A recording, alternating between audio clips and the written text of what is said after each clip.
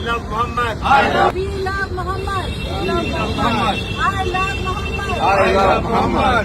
ये आज हमारे नबी पाक सल्लल्लाहु अलैहि वसल्लम के मोहब्बत में हमने ये जुलूस निकाला है ताकि हम ये इजहार कर सके कि हम अपने नबी से कितनी मोहब्बत करते हैं।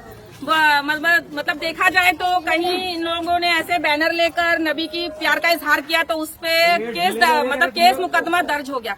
तो संविधान हमको इसकी इजाजत देता है कि हम अपने धर्म को पूरी तरीके से फॉलो करें। मेरा रिश्ता क्या? रिश्ता क्या? तानाशाही की हद पार कर दी है कानपुर गवर्नमेंट ने। पहले तो पोस्टर्स को तोड़ा गया, फिर उसके बाद लोगों पर एफआईआर हुई। एफआईआर अगर करी हो तो हम सब पर भी कर दो, क्योंकि मोहम्मद सल्लल्लाहु अलैहि वसल्लम को मानने वाले सिर्फ इस देश में थोड़ी ना है, पूरे वर्ल्ड में। अस्सलाम वालेकुम, आदाब। मैं सैयद जावेद हसन।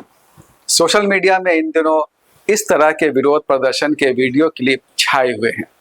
देश भर के मुसलमान 12 रबीउल अव्वल के मौके पर कानपुर में आई लव मोहम्मद का बैनर लगाने वाले नौजवानों के खिलाफ एफआईआर दर्ज किए जाने से नाराज हैं। इंडियन एक्सप्रेस की रिपोर्ट के मुताबिक 4 सितंबर को कानपुर के मोहल्ला सैयद नगर की जाफर वाली गली में मुस्लिम नौजवानों ने आई लव मोहम्मद वाली लाइट बोर्ड लगाई थी। इस पर हिंदू नौजवानों ने आपत्ति दर्ज की थी। इसकी वजह से दोनों समुदायों के बीच तनाव पैदा हो गया था और फिर बात एफआईआर तक पहुंच गई। काबिल जिक्र है कि 5 सितंबर को सेंट्रल छुट्टी घोषित है। ये इस बात का प्रमाण है कि केंद्र सरकार भी ईद मिलादुन्नबी के तौर पर इस दिन का सम्मान करती है।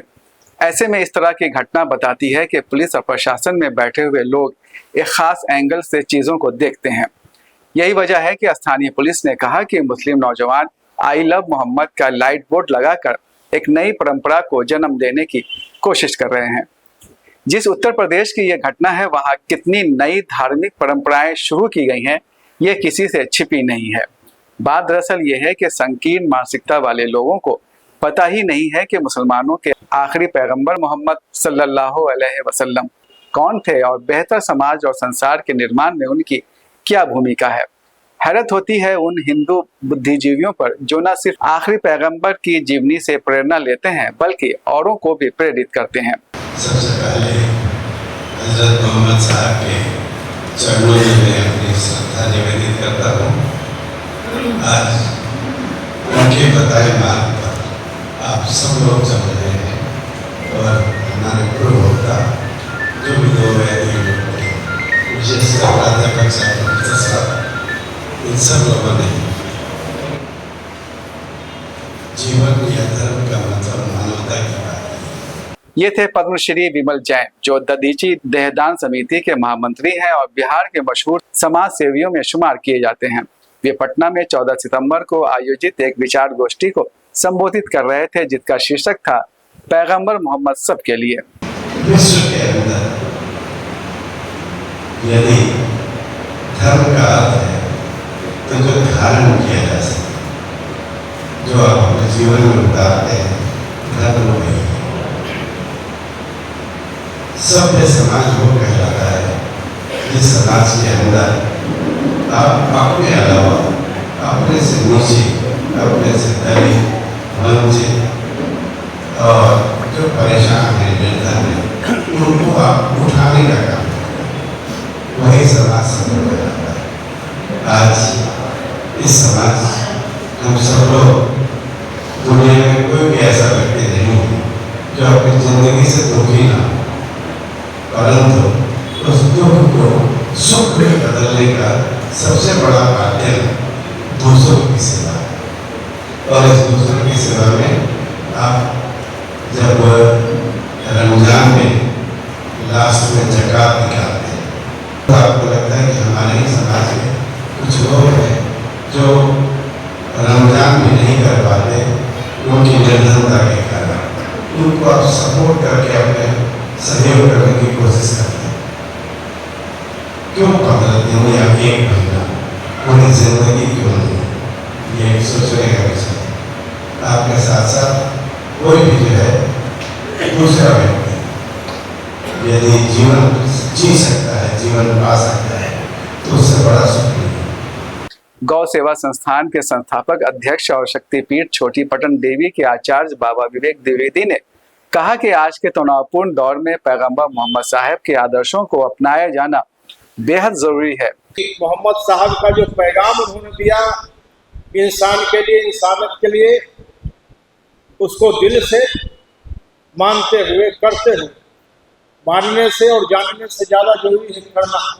अगर हम पढ़ रहे हैं, कुरान शरीफ का पाठ कर रहे हैं, गीता का पाठ कर रहे हैं, रामायण को पढ़ते हैं, बाइबल को पढ़ते हैं, कुरान को पढ़ते हैं, गुरु ग्रंथ साहब को पढ़ते हैं, सभी धर्म ग्रंथों को पढ़ते हैं, लेकिन उससे लेते कुछ नहीं। तो ये नाइंसाफी प्रकृति के प्रति, ईश्वर के प्रति, किसी धर्म के प्रति, किसी धर्म गुरु के प्रति, या आज के जो मुख्य सूत्रधार है मोहम्मद साहब, इनके प्रति बेईमानी है। इसलिए आप सभी बुद्धिजीवियों से, विद्वान मंच से, हमारे सामाजिक मंच पर भारत के पहुंचे हुए समाज सेवी लोग, शिक्षाविद लोग, विद्वान लोग उपस्थित हैं और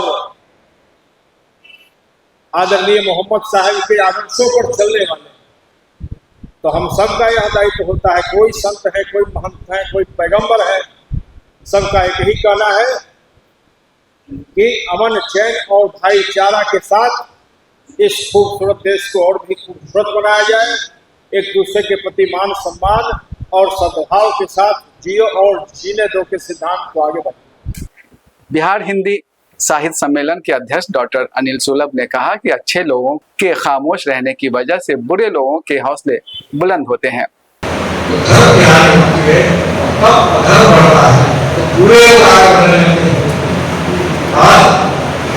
इस्लाम को मानने वाले क्या लोगों का कथन है कि वेद और पुराण को मानने वाले लोग इसलिए किसी को मारेंगे कि वो दूसरे मजहब का है। यानी कि आप अपने सिद्धांत से, अपने पैगाम से रखते हैं। तो जब ऐसा होगा तो क्या होगा, सच्चे और अच्छे जो लोग हैं वो सताए जाएंगे और जो गंदे और बुरे लोग हैं वो बढ़ते चले जाएंगे। तो उसे रोकना होगा और जरूरी नहीं है कि उसके लिए कोई हम कुछ नहीं आए, हम आप भी हो सकते हैं। बार बार मोहब्बत पैदा नहीं होते, बार बार हम कुछ नहीं पैदा। Government B Ed training college Bihar Sharif के प्रोफेसर डॉक्टर ध्रुव कुमार ने कहा कि पैगंबर मोहम्मद साहब का संदेश सभी के लिए है और वो हम सब के प्रिय हैं।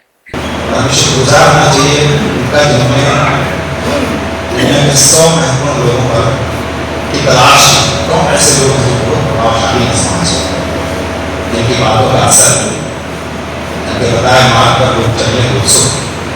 और उसमें सबसे पहले स्थान पर अगर हज़रत मोहम्मद साहब हैं तो क्यों है, इस पर गौर करने की जरूरत है।